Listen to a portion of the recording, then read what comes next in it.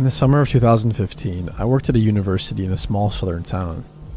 I lived a few miles away from campus in a 2-bedroom house with a roommate, and my schedule was pretty rigid. Same routine every day. I went to class in the morning, worked in the afternoon, and got home around 9 p.m. One Thursday night, I arrived home at the usual time and noticed that there was an old pickup truck idling at the yield sign across the street from my house. I didn't know the make or model, but it was beat up, peeling paint, rust, dents. It looked really out of place in our neighborhood. Most people there drove nice modern cars, so this thing stood out like a sore thumb. The streets were deserted. It clearly wasn't waiting for other cars to pass. I thought maybe the driver was just texting or something, but since my roommate wasn't home yet, I didn't want to leave the safety of my own vehicle. I'm a petite woman who doesn't carry pepper spray anymore, so I try to be aware of my surroundings. I pulled into my driveway and just sat there, staring at the truck and waiting for it to leave. Eventually it did. It pulled away slowly and made its way out of the neighborhood toward the main road. When it was out of sight, I went inside, locked the door behind me, and made myself some dinner. By 11 p.m., my roommate still hadn't come home, and I was folding laundry and listening to podcasts in my room. I'd forgotten all about the truck. Suddenly, the lights went out. That spooked me, because normally our power didn't shut off unless there was bad weather. That night was clear as a bell, so I immediately called my roommate and asked where he was. He told me he was already on his way home and would be there in about 5 minutes. Relieved, I just told him to step on it and hung up. No reason to freak out about a power outage, right? He'd be there soon enough, and then we could figure it out together. I walked into the living room to wait for him. Our front door had a little diamond-shaped window in it, which I always hated. I stood on my tiptoes and looked out to see if our neighbor's power was out as well. I was surprised to see that it wasn't. Even the street light near our front yard was still on. Weird. Had I somehow blown a fuse? Just as I considered making a trip to the basement to reset the breakers, I received a text message from my mom. I don't remember what it was about, but it only took me a few seconds to answer it. After I did, I looked out the window again. To my utter shock and surprise, there was a man standing under the streetlight. He hadn't been there before, and I instantly got a bad feeling. He was middle-aged and about 6 feet tall, with a potbelly and little round glasses, unkempt hair, old sneakers. His white t-shirt and blue jeans were filthy. He looked like he'd been working on a car or something. He was mechanic dirty, you know? And he had this awful, smug expression on his face. I had never seen him before. Still in shock at actually seeing someone out there, I didn't move. Luckily, he couldn't see me because the inside of my house was pitch dark. But to my absolute horror, he was headed straight for me.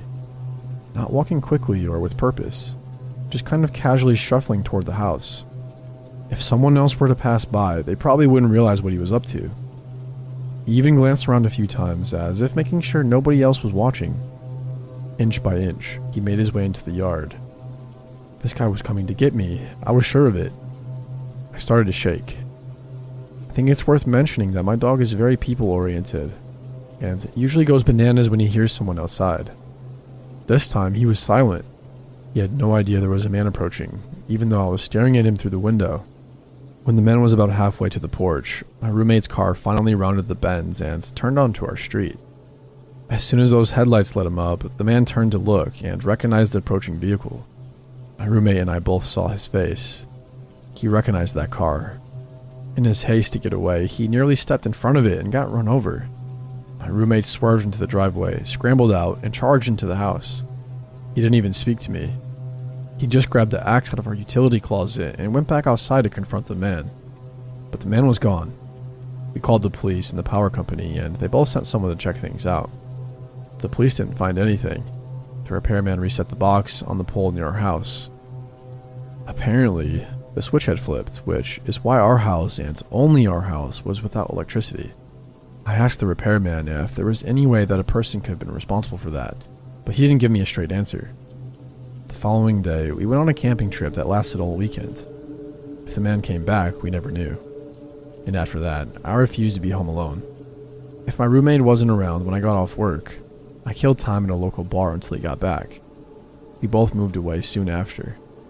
I never saw the man or the truck again, but sometimes I wonder how long he had been watching our house, and what might have happened if my roommate hadn't been on his way home that night.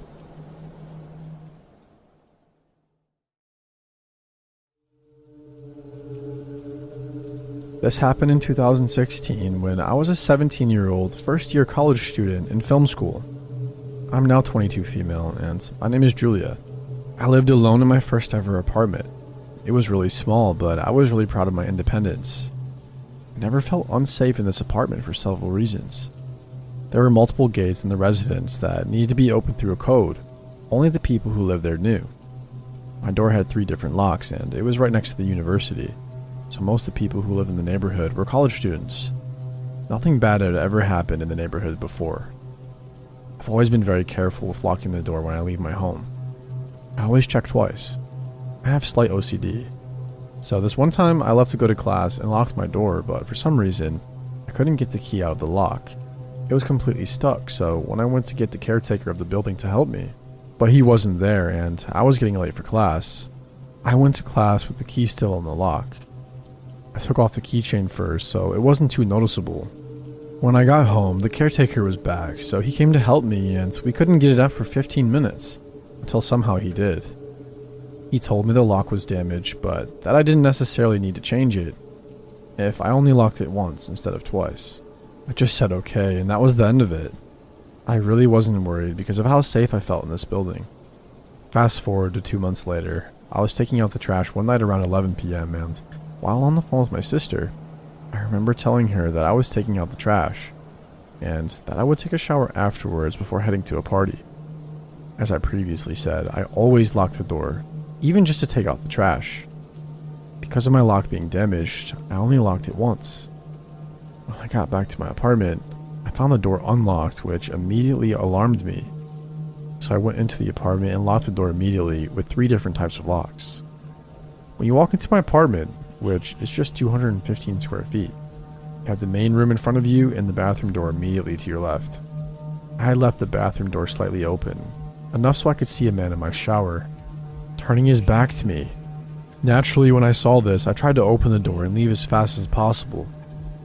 Except, my main lock was damaged from 2 months earlier and I couldn't open it no matter how hard I tried. In this moment, all I could think of was the fact that I had to leave as fast as possible. I jumped out the window without really thinking. I figured it was the only solution, except I live on the 2nd floor, so I completely smashed my ankles in the landing. I started running in whichever way I could, and when I got a little bit further from the building, I looked back and a man was there at my window watching me run away. I thought of 2 possible outcomes. Either the man was going to jump and chase me, and I wouldn't get far with my twisted ankles, or he would get scared of the height and be locked in my apartment. Thankfully, he picked option 2. I went to hide in a bush a little further and called the police, who arrived in just 10 minutes because I live close to the station. I pushed my door open and the man was just sitting there on my couch holding a kitchen knife, waiting for me to come back, like he didn't think I would call the police. They arrested the guy. They also told me how everything had happened. Like I said, it was a very friendly neighborhood with mostly college students, so he got inside the building by other people holding the door for him. He then heard me telling my sister I was going to take a shower, which was why he was waiting in the bathroom for me.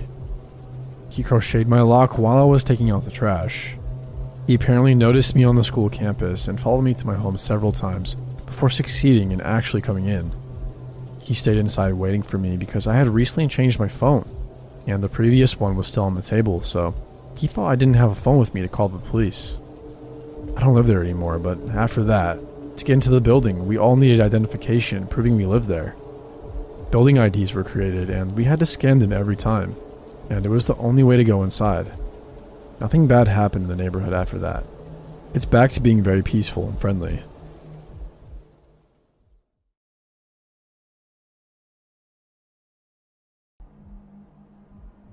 My brother didn't leave his room for 3 days, and my parents wouldn't let me check on him. On the 3rd night Jacob didn't come out of his room, I got the courage to bring it up to my mom. "People don't sleep for this long," I said. She was cooking a casserole, the 6th one this week. We were running out of fridge space for the leftovers, but she kept making more. I would watch her from the corner of the kitchen, her posture curved and her newly grayed hair hanging over the food. I walked over and tugged at her sleeve, but she didn't respond. She was slathering butter on the top crust. "Mom," I said, "did you hear me?" "He needs his strength," she said. "We can't be bothering him." Before I could say anything, Dad walked in. His eyes were red and swollen, but he was smiling, and he had 3 cans of Coke in his hands. "I'm starving," he said. "I still have the taste of that horrible cafeteria food in my mouth." "You would think hospitals had good food for how much money they make," Mom said. "I know, right?" Dad said. He placed the Cokes on the counter. Mom didn't want us to go near Jacob's room, but I was getting worried. I peered out from the kitchen. His room hung at the end of the hallway like an abandoned lighthouse, the only sign of life being the New York Yankees poster taped to his door. Near the ground, there was a small sliver of space to see if he had turned on his lights. It was still dark, as it had been for the last 3 days. I turned back to Mom. "Shouldn't we check on him?" I asked. "I don't know why places like Wendy's or Burger King don't put up little shops in hospitals," Dad went on. "I mean, you have hundreds of people who are stuck there for days on end. That's consistent business." "It's all politics," Mom said. "They sign these big contracts that are impossible to break." Right, that makes sense, right. Dad was standing next to Mom now, his face inches from the casserole, and he took a long sniff. "Ah," he said, "smells great." "Do you want some of the leftovers while this finishes in the oven?" she asked. "I think we still have some from yesterday. Wasn't the spinach and ricotta one good?" "Very good. Very, very good," he said. "I literally couldn't stop eating it." "Jacob's gonna devour these when he gets the appetite," Mom said. I turned back and took a step into the hallway. The distance between me and his room felt long and narrow, like a high wire. When I got away from the casserole smell, I hit a different smell. It reminded me of old gym socks. Even with Mom's array of candles and incense, I could still smell it. It cut through everything. The last time I saw Jacob was on the drive home from his treatment. His face was a pale green and his eyes kept rolling back. Mom said I had to keep talking to him to keep his focus. I told him about my friends from school and how they kept pranking the teacher by putting tacks on her chair. It wasn't true. I actually just saw it on a TV show once, but I was running out of material. It really didn't matter though. Jacob didn't even respond. All he did was cough. Pink drool spilling out onto his t-shirt. "Danny," Mom said, "why don't you heat up some of those leftovers? We're all craving that spinach and ricotta casserole." "I can't stop thinking about it," Dad said. "I was literally dreaming about it last night." I ignored them. I kept my focus on my brother's door. I didn't dream about the casserole like Dad. I kept having a different dream. My brother was running into my room and flicking my ear. It was a game we used to play. We would tiptoe up to each other's door and then wait for our moment. Then the attacker ran in and got 1 or 2 good flicks before retreating. In my dream, though, Jacob would run in and flick me, but I wouldn't move. I just stood there. He would flick and laugh, then flick some more sometimes. Sometimes he would flick so hard my ear flew off. "Earth to Danny," Dad said, snapping his fingers in my face. He was standing in front of me, blocking my view of Jacob's door. "Do you mind heating up 4 portions of the casserole in case Jacob wants some? We're going to eat that before this next casserole because we want to make sure Jacob's able to try it, because in my opinion, it was definitely one of your mom's best." I looked up at him and held my eye contact. I couldn't say what I was thinking, so I wanted Dad to feel it. Maybe if I stared long enough, my feelings would translate. But Dad only looked at me for a moment and then walked away. In that brief connection, though, I saw something I didn't want to see. It was like staring down the tunnel of the world's steepest well. "Come on now," he said.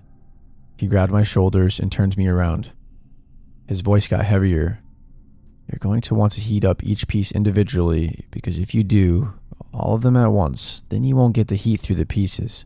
You'll probably have a couple that are too hot and others that are too cold, and then Jacob won't get the full picture of how good these casseroles are. Dad let go of my shoulders and walked ahead of me, but I stayed in the hallway a moment longer. I turned to look at my brother's door one last time. I fantasized about walking up to it and going inside, but I was afraid Mom would yell at me. Besides, I never liked going in there. He had a puke bucket next to his bed, which always had pink splatters in it, and there were always clumps of hair on his pillows. Back before the last hospital visit, Mom would make me go in there and talk to him. But I always made up some excuse, like that I had a cold and I didn't want to get him more sick.